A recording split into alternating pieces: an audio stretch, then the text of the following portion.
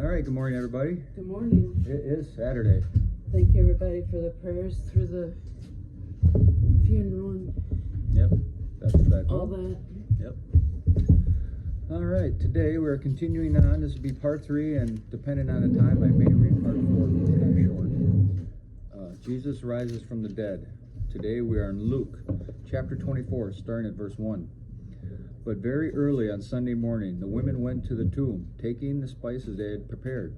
They found that the stone had been rolled away from the entrance. So they went in, but they didn't find the body of the Lord Jesus. So as they stood there puzzled, 2 men suddenly appeared to them, clothed in dazzling robes. The women were terrified and bowed with their faces to the ground. Then the men asked, "Why are you looking among the dead for someone who is alive? He isn't here. He is risen from the dead. Remember what he told you back in Galilee, that the Son of Man must be betrayed into the hands of sinful men and be crucified, and that he would rise again on the 3rd day." Then they remembered that he had said this. So they rushed back from the tomb to tell his 11 disciples and everyone else what had happened. It was Mary Magdalene, Joanna, Mary, the mother of James, and several other women who told the apostles what had happened. But the story sounded like nonsense to the men, so they didn't believe it. Yeah, we can do it. And now from there we're going to John chapter 20, starting at verse 1. Early on Sunday morning, while it was still dark, Mary Magdalene came to the tomb and found that the stone had been rolled away from the entrance. She ran and found Simon Peter and the other disciple, the one whom Jesus loved. She said, "They have taken the Lord's body out of the tomb, and we don't know where they have put him." Now a commentary for Luke. The 2 angels, appearing as 2 men clothed in dazzling robes, asked the women why they were looking in the tomb for someone who was alive. Often we run into people who are looking for God among the dead. They study the Bible as a mere historical document and go to church as if going to a memorial service. But Jesus is not among the dead. He lives. He reigns in the hearts of Christians, and he is the head of the church. Do you look for Jesus among the living? Do you expect him to be active in the world and in the church? Look for signs of his power. They're all around you.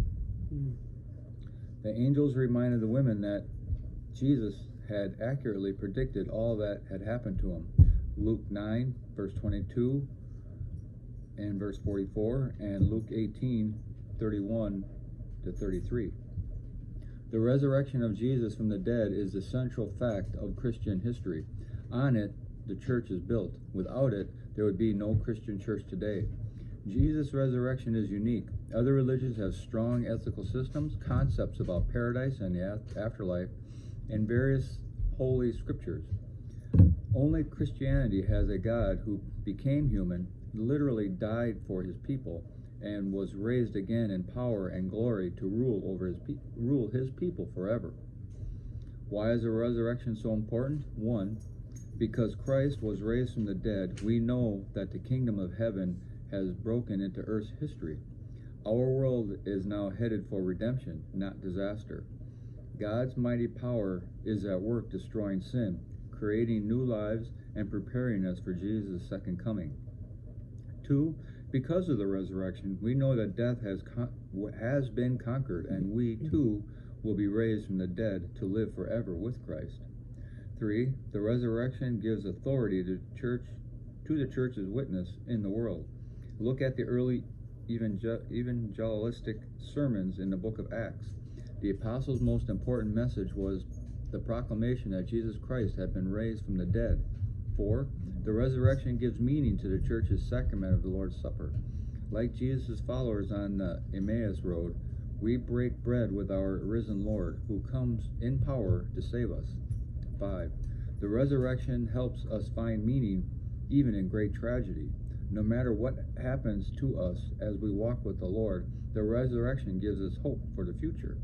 6, the resurrection assures us that Christ is alive and ruling his kingdom. He is not a legend. He is alive and real.